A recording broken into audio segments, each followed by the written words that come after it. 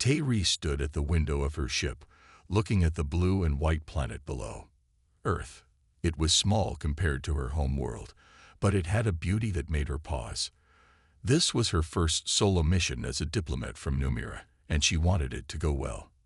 "We will dock at Orbital Station 7 in 5 minutes, Ambassador," said the pilot. Tae nodded and checked her appearance one last time in the mirror.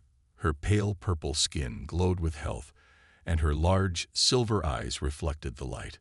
The small, shimmering scales along her temples caught the light when she moved her head.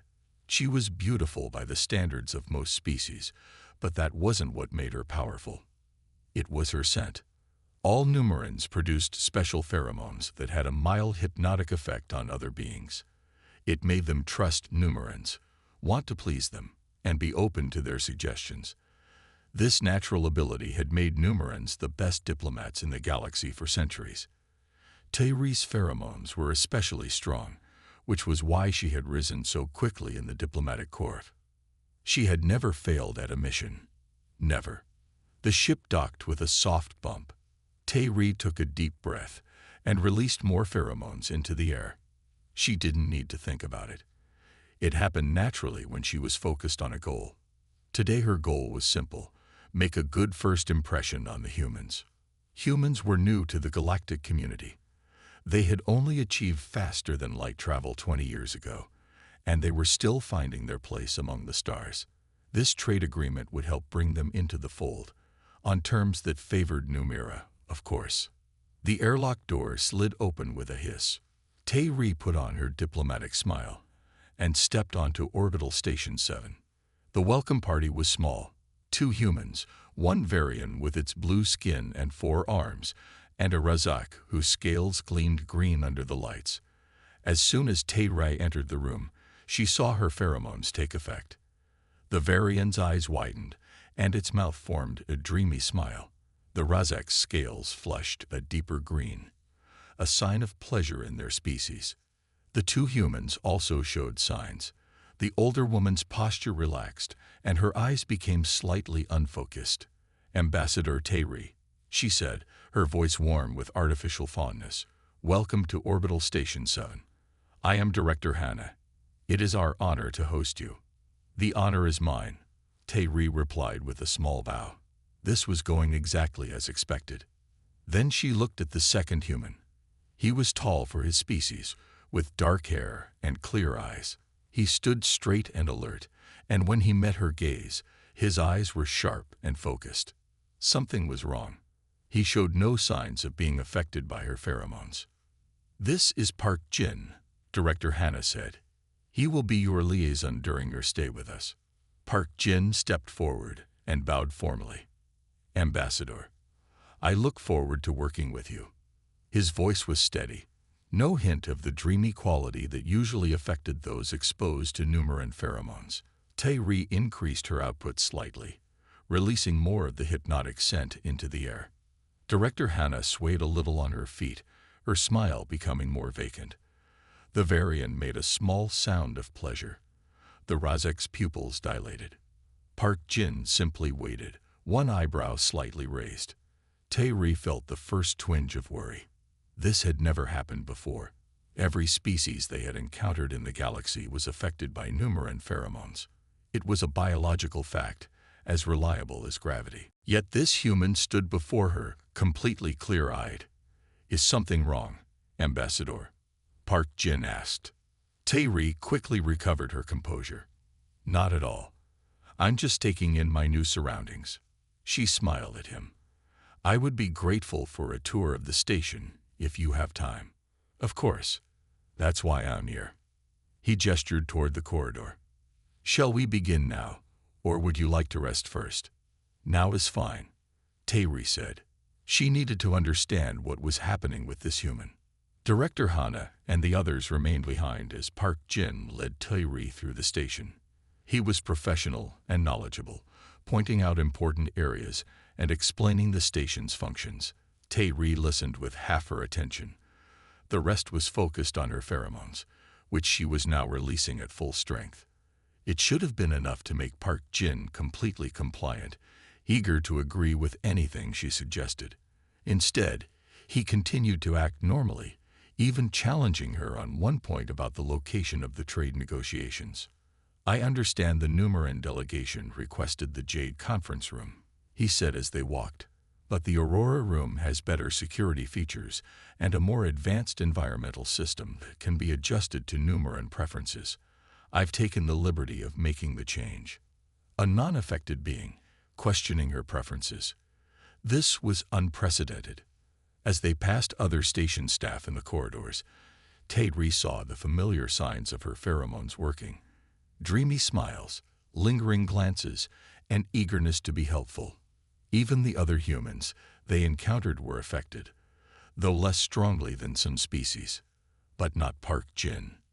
By the time they reached the diplomatic quarters where she would be staying, Tayri was both frustrated and fascinated. She had never met any being immune to her pheromones. "These are your quarters," Park Jin said, stopping at a door. They'd been adjusted to Numeran atmospheric preferences. The control panel can make further adjustments if needed. He handed her a small device. "This is your station communicator. My contact information is programmed in. Please call if you need anything." "Thank you," Tayri said. She decided to test him directly. She stepped closer, well within his personal space, and looked up into his eyes. At this distance, her pheromones should be overwhelming. "Perhaps you could join me for a meal later, to discuss the negotiations more privately." Any other being would have agreed immediately, eager for her company and approval. Park Jin simply stepped back to a professional distance. "I'm afraid I have other duties this evening, but I've arranged for you to dine with Director Hana and the other ambassadors at 1900 hours. I'll come to escort you at 1845. Tayri stared at him, shock and confusion running through her. This was impossible. Her pheromones had never failed before. "Is there anything else you need, Ambassador?" Park Jin asked. Tayri recovered quickly. "No, thank you. I'll see you at 1845. He nodded, turned, and walked away, his steps even and his posture relaxed. Tayri entered her quarters and let the door slide shut behind her. For the first time in her diplomatic career, she felt uncertain. Her greatest tool had failed. She had relied on her pheromones for so long that she wasn't sure how to proceed without them. She walked to the window and looked out at Earth below, beautiful and strange, just like its people, apparently. Tayri thought about Park Jin's clear eyes, unaffected by her biology. It was troubling. It was also interesting. When was the last time anyone had seen her, the real her, not the haze of her pheromones? She straightened her shoulders. She was still a skilled diplomat, trained in the art of negotiation. She would complete this mission successfully, with or without her pheromones. And while she did, she would solve the mystery of Park Jin, the human who could see through her most powerful weapon. Earth and its people had just become much more intriguing than she had expected. 3 days had passed since Tayri's arrival at Orbital Station 7, and she was no closer to understanding why her pheromones didn't work on Park Jin. She sat in the 4th diplomatic meeting of the week, watching as the human trade representatives smiled dreamily at her, all except Park Jin. He sat across from her, his eyes clear and his mind sharp, as he reviewed the terms of the trade agreement. "These tariff rates on Earth minerals are much higher than standard Galactic Alliance guidelines," he said, pointing to a section on his datapad. "And this clause would give Numeran ships priority access to Earth's orbital docks. That would put our own shipping at a disadvantage." Director Hana, who should have objected to these terms, simply nodded along with whatever Tayri said.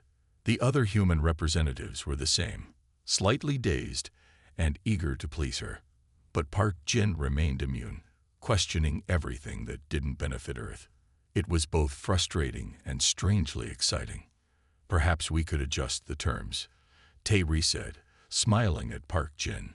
She increased her pheromone output, watching as the other humans in the room leaned forward unconsciously, drawn to her. One man's eyes actually glazed over. Park Jin just raised an eyebrow. I think that would be wise. The meeting ended with less progress than Tae-ri had hoped for. As everyone filed out of the room, Park Jin stayed behind, organizing his notes. "You seem troubled, Ambassador," he said without looking up. Tae-ri was surprised. "Do I? I thought I was hiding it well." "You were. But I've been trained to read micro-expressions in 17 different species." Now he did look up, his dark eyes meeting hers directly. "Including numerans." Tae-ri felt a small thrill at being seen, truly seen, by another person. It was a new feeling. "Would you join me for dinner tonight?" she asked suddenly. "In my quarters, just the two of us." She expected him to refuse, as he had every other time she'd asked over the past 3 days. Instead, he considered for a moment, then nodded. "Yes, I think that would be helpful for both of us." Helpful. It wasn't the word most beings used when accepting her dinner invitations. "We seem to be at an impasse in these negotiations. Perhaps a more informal setting will help us find common ground." He stood and gathered his datapads. "Is 1900 hours acceptable?" "Yes," Tae-ri said, feeling off balance. "Yes, that would be fine." As she watched him leave, Tae-ri realized she was looking forward to dinner in a way she hadn't anticipated. Usually, dinner meetings were simply another tool for her to use her pheromones and guide others toward her desired outcome. This would be different. This would be a real conversation. The thought was both thrilling and terrifying. At exactly 1900 hours, her door chimed. Tae-ri had spent more time than usual preparing for this dinner. She had ordered traditional foods from both Numera and Earth, and had worn her formal dinner robes rather than her diplomatic uniform. Park Jin arrived in what appeared to be his standard uniform, but she noticed it was a fresh one, and his hair was newly trimmed. "Ambassador," he said with a small bow. "Please call me Tae-ri when we're not in formal meetings," she said, gesturing him inside. He nodded. "Then you must call me Jin." They sat at the small table she had prepared.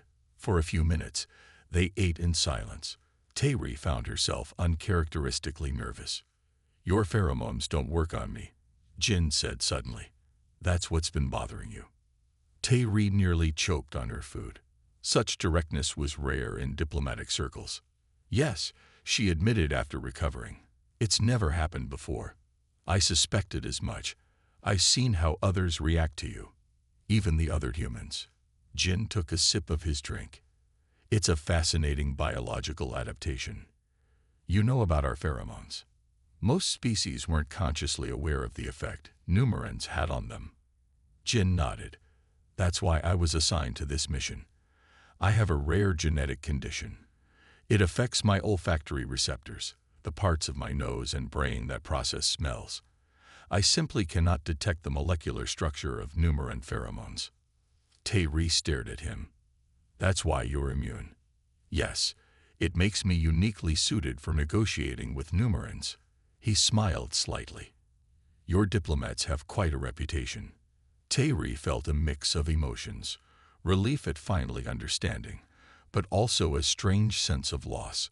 Her main diplomatic tool was useless with this human. "Does that upset you?" Jin asked, watching her closely. "I'm not sure," she answered honestly. "I've relied on my pheromones my entire career. Without them," she trailed off. "Without them, you're still a highly trained diplomat from an advanced civilization," Jin said. "Your pheromones are a tool, not your worth." Tae-ri had never thought about it that way. From childhood, numerans were taught that their pheromones were their greatest gift to the galaxy. They made negotiations smoother, prevented conflicts, helped create peace. "Tell me," Jin said, "when you're with other numerans, how do you resolve disagreements? Your pheromones wouldn't work on each other, would they?" "No," Tae-ri admitted. "We're immune to our own species' pheromones. We use logic, compromise, find mutual benefits. Just like any good negotiator," Jin pointed out. "Your pheromones are an advantage with other species, but they're not what makes you a skilled diplomat." Tae-ri found herself smiling. You're very perceptive, Jin. I try to be. He hesitated, then asked, May I ask a personal question? Of course. Does it bother you that people only agree with you because of your pheromones? That they don't see you, the real you, but only feel a biological urge to please you? The question hit Tyree hard. No one had ever asked her that before. No one had ever thought to. I never considered it, she said slowly. It's just how things are. How they've always been. But now that he mentioned it, she realized there was something refreshing about talking to Jin. He challenged her. He saw her arguments for what they were, not through the haze of her pheromones. I enjoy talking with you, she admitted. It's different. Different good or different bad? Good, I think. She smiled at him. Though you're making these trade negotiations much more difficult than I expected. He laughed, a sound that Tyree found she liked very much. That's my job. They talked late into the night, moving from trade policies to cultural differences between their worlds, to personal stories. Jin told her about growing up in a place called Seoul, and Tyree described the floating cities of Mumira. For the first time in her diplomatic career, Tyree found herself completely honest with someone from another species. It was frightening. It was freeing. When Jin finally left, Tyree stood at her window again, looking at Earth. She had come here expecting an easy victory for Numira. Now she found herself wanting something she'd never considered before, a fair agreement that benefited both worlds. And more than that, she wanted Jin to respect her, not because of her pheromones, but because of who she truly was. She thought about tomorrow's negotiations with new eyes. She would still use her pheromones on the other humans. That was her job, after all. But with Jin, she would use only her mind, her training, and her true self. The challenge excited her in a way nothing had for years. For the first time, someone was seeing past her biology to the person beneath. Tyree found that she wanted to be worthy of that clear-eyed gaze. Earth and its humans had just taught her something important about herself.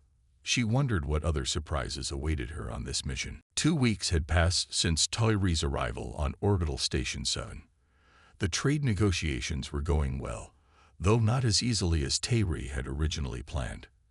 With Jin immune to her pheromones, she had been forced to make more compromises than usual, but strangely, she didn't mind. The agreement was becoming more balanced, and she felt a new kind of pride in her work. She and Jin had dinner together almost every night now. Sometimes they discussed the negotiations, but often they simply talked about their worlds, their lives, their dreams. Tyree had never had such honest conversations with anyone outside her own species. Tonight, they were scheduled to have dinner in Jin's quarters for the first time. Tyree found herself looking forward to it more than she wanted to admit. She was walking through the diplomatic quarter, heading to meet Jin, when the lights suddenly flickered. A moment later, alarms began to blare throughout the station. "Warning," said a computerized voice over the speakers.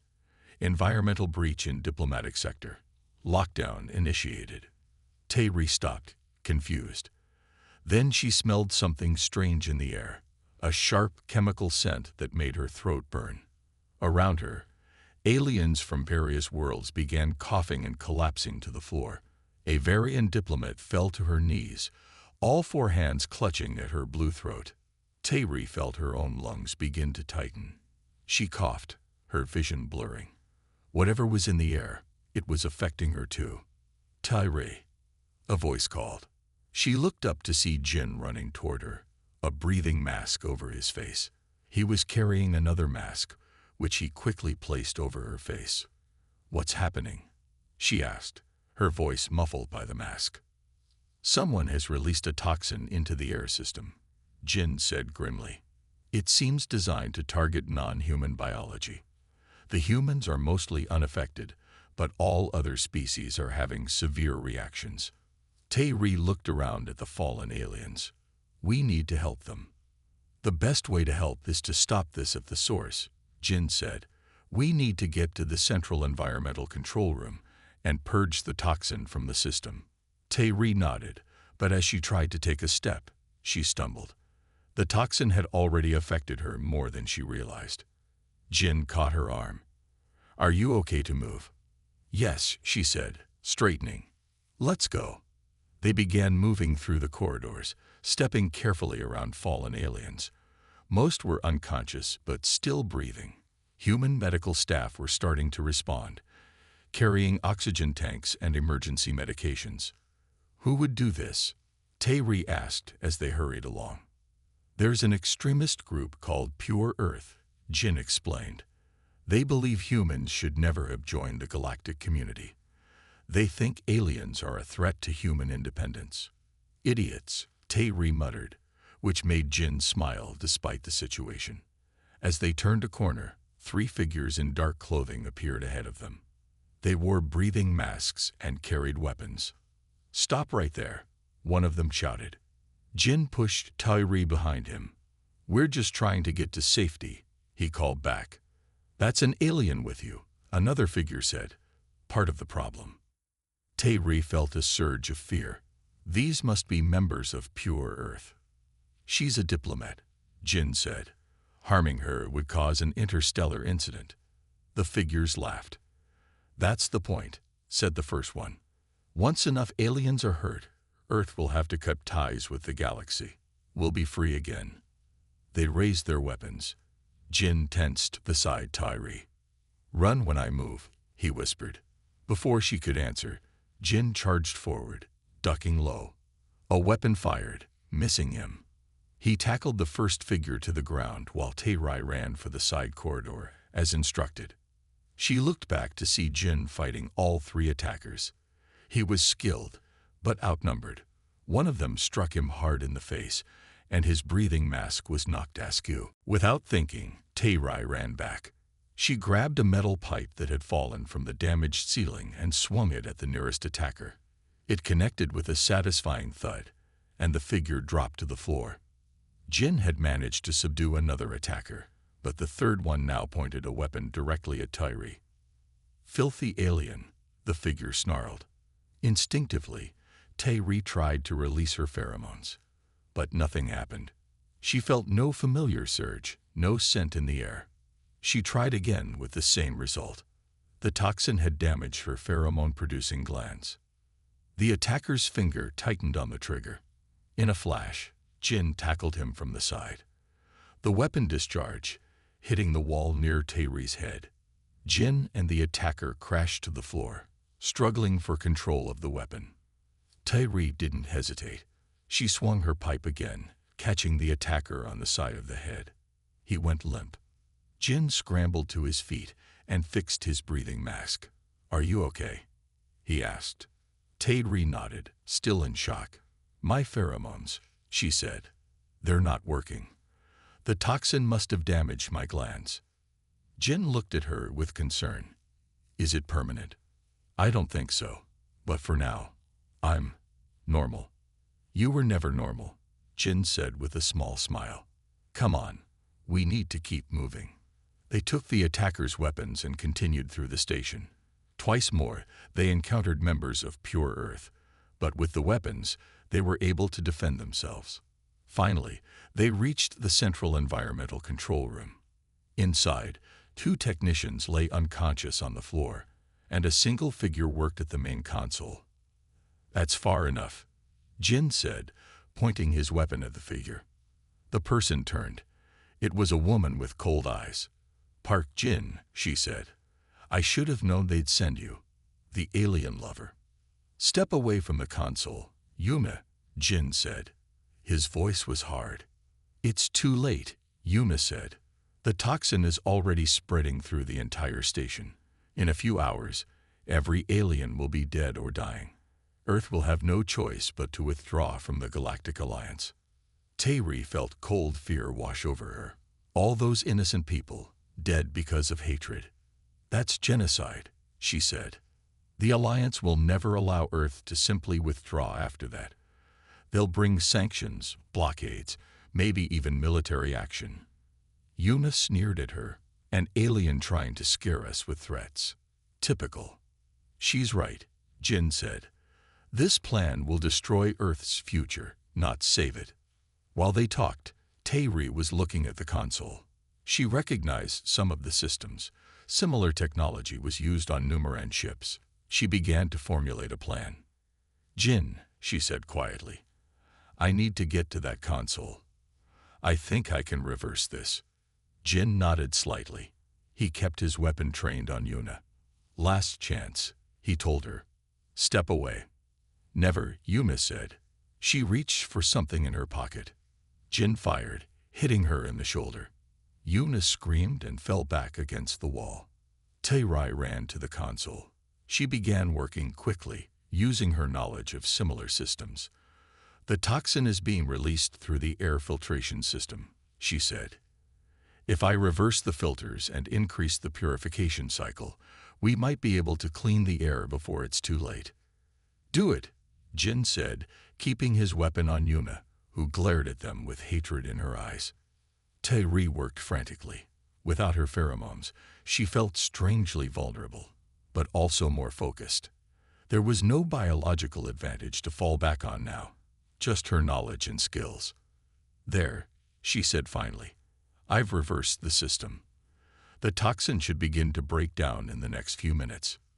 "You've failed," Yuna spat, holding her wounded shoulder. Jin looked at her with pity. "No, Yuna, you've failed. Humanity's future lies with cooperation, not isolation." Station security arrived soon after, taking Yuna into custody and helping Jin and Tairi to the medical bay. The doctors confirmed that Tairi's pheromone glands were temporarily damaged, but would recover in a few days. As they sat in the medical bay, being checked by doctors, Jin looked at Tairi with new respect. "You were amazing back there," he said, "even without your pheromones." Tairi felt a warm glow at his words. "I was terrified," she admitted. "That's what makes it brave," Jin said. He took her hand. "You saved hundreds of lives today." Tairi squeezed his hand, feeling a connection that had nothing to do with biology and everything to do with trust, respect, and something else she wasn't quite ready to name. For the first time in her life, she was truly herself with someone from another world. No pheromones, no biological advantages, just Tairi. And somehow, that was enough. 1 month had passed since the attack on Orbital Station 7. The station had returned to normal operations, and the last of the injured aliens had recovered. The members of Pure Earth had been arrested and were awaiting trial on Earth. Tairi stood by the large window in the observation deck, looking out at the stars. Her pheromone glands had healed completely a week after the attack. The doctors said there was no permanent damage. She should have been relieved, but her feelings were more complicated. "Credit for your thoughts." Jin's voice came from behind her. Tairi turned and smiled. "I was just thinking about how much has changed in a month." Jin came to stand beside her at the window. "The trade agreement is finally complete. Your superiors must be pleased." "They are," Tairi said, "though they're surprised by how balanced it is. Numeran trade deals are usually more one-sided." "Is that a problem?" "No," Tairi said quickly. "I told them this agreement will create a stronger long-term relationship. They accepted my judgment." They stood in comfortable silence for a moment, watching a small ship dock with the station. "I received a message today," Tairi said finally. "They want me to stay on as permanent ambassador to Earth." Jin turned to her, his eyes bright. "That's wonderful news. Will you accept?" "I'm thinking about it." Tairi hesitated. "What would you advise?" Jin laughed. "Are you asking for my diplomatic opinion or my personal one?" "Both," Tairi said with a smile. "Diplomatically, it makes sense. You understand Earth better than any other Numeran now. You've proven you can work with us effectively." He paused. "Personally, I hope you stay." Tairi felt a warm glow at his words. "I received another piece of news," she said. "Director Hana is retiring. After the attack, she decided she wants to return to Earth." "I heard," Jin said. "They're looking for a replacement." "Actually, they've already chosen one." Tae-ri turned to face him fully.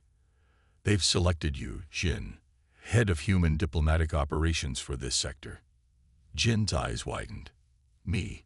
But that's Director Hannah's position. You earned it, Tae-ri said. After the attack, your actions saved many lives. Besides, you're the best human diplomat I've ever met. Jin seemed lost for words, which made Tae-ri smile. It was rare to see him surprised. We would be working together, she pointed out. If I accept the ambassador position, and you accept the director position. Jin's expression became serious. Is that what you want? The question was simple, but Tae-ri knew it carried deeper meaning. Since the attack, their relationship had become more than professional, but neither had spoken directly about their feelings. Yes, Tae-ri said simply. It's what I want. Jin reached out and took her hand. His touch was warm. Then I accept. They turned back to the window together, still holding hands, watching the earth rotate slowly below. 2 days later, Tae-ri sat in the main conference room as the trade agreement was officially signed. Director Hannah represented Earth, while Tae-ri signed for Numira. The room was filled with diplomats from both worlds and representatives from other planets. Tae-ri was using her pheromones again, but differently than before. She kept them at a low level, just enough to create a positive atmosphere, but not strong enough to influence decisions. It was a new approach for her, one she was still learning to balance. Jin stood at the side of the room, watching the proceedings with a small smile. He caught her eye and gave her a nod of approval. After the ceremony, there was a reception. Diplomats mingled, glasses were raised in toasts, and everyone agreed it was a historic day for both Earth and Numira. Tae-ri was speaking with a Varian ambassador when she noticed 3 humans enter the room. They wore the uniforms of station security, but moved with stiff, unnatural movements. A chill ran down Tae-ri's spine. Something was wrong. She excused herself from the Varian and made her way quickly to Jin's side. Something's not right, she whispered. Those security officers, they're acting strange. Jin followed her gaze. His body tensed. Those aren't regular security. And they're armed. More pure Earth members? Tae-ri asked. Possibly. We need to alert. Before Jin could finish, one of the false officers pulled out a weapon and fired at the ceiling. People screamed and ducked for cover. This agreement will not stand. The man shouted. Earth will not be controlled by alien influence. The other 2 also drew weapons, pointing them at the diplomats. Jin pushed Tae-ri behind him, but she moved to stand beside him instead. We need to distract them, she whispered. Get the civilians out. Jin nodded. Ideas? Tae-ri looked around the room, thinking quickly. Then she had an idea. My pheromones, she said. I can increase them to full strength. It won't affect you, but it should distract the others if they're regular humans. Do it, Jin said. Tae-ri concentrated, releasing her pheromones at maximum strength. It was something Numerans rarely did in public. It was considered crude, like shouting in a quiet room. But this was an emergency. The effect was immediate. Most people in the room turned toward her, expressions dreamy and unfocused. Even the pure Earth attackers seemed affected, their weapons lowering slightly as they tried to understand what was happening to them. Jin didn't waste the opportunity. He rushed forward, tackling the nearest attacker to the ground. The man's weapon skidded across the floor. Real security officers, alerted by the gunshot, burst into the room. They quickly subdued the other 2 attackers, who were still dazed by Tae-ri's pheromones. As the situation came under control, Tae-ri reduced her pheromone output. The room's occupants began to recover, looking confused. Jin walked back to her, a small cut on his cheek but otherwise unharmed. Quick thinking, he said. We make a good team, Tae-ri replied. You're immune to my pheromones, so you could act while everyone else was distracted. A perfect partnership, Jin agreed with a smile. Later that evening, they sat in Tae-ri's quarters, sharing a quiet meal. I sent my acceptance today, Tayri said. I'm officially the Numeran ambassador to Earth, and I accepted the director position, Jin said. We start our new roles next week. Tayri took a sip of her drink, then set it down carefully. Jin, I need to tell you something. He looked at her, waiting. When my pheromone glands were damaged, I was scared. Not just because of the danger we were in, but because without my pheromones, I didn't know who I was anymore. She met his eyes. My whole life, I've defined myself by that ability. It made me special, valuable. You've always been more than your biology, Jin said gently. I know that now. Tayri smiled. Because of you. You saw me, the real me. From the beginning. You never experienced me through the haze of pheromones. You just saw Tayri. And I liked what I saw, Jin said, reaching across the table to take her hand. What started as shock, that my pheromones didn't work on you, has become the greatest gift. Tayri squeezed his hand. For the first time, I know someone values me for my mind, my heart, not my biological quirks. I do value those things, Jin said. Very much. Tayri felt the warmth in her chest that had nothing to do with biology and everything to do with connection. The trade agreement we created is better than anything I would have pushed through using my pheromones at full strength, she admitted. It's fair, balanced, built to last. Maybe that's a lesson for all of us, Numeran and human alike. What lesson is that? Jin asked. That real understanding doesn't come from influence or control. It comes from seeing each other clearly, without tricks or masks. Tayri smiled. Maybe that's what humans bring to the galaxy. A resistance to easy answers and magical solutions, a push toward genuine connection. Jin smiled. I like that idea. So do I, Tayri said. And I'm looking forward to many more years exploring it, with you. As they sat together, Tayri thought about how she had arrived on this station, expecting an easy victory, using her pheromones to get whatever Numera wanted. Instead, she had found something far more valuable, a partnership based on mutual respect, a diplomatic agreement that would truly benefit both worlds, and a connection with Jin that went beyond species or biology. All because he was the one being in the galaxy who could see past her pheromones to the person beneath. What had started as her greatest diplomatic challenge had become her greatest personal joy. Sometimes the greatest gifts came in the form of resistance, not compliance. Sometimes shock could lead to understanding.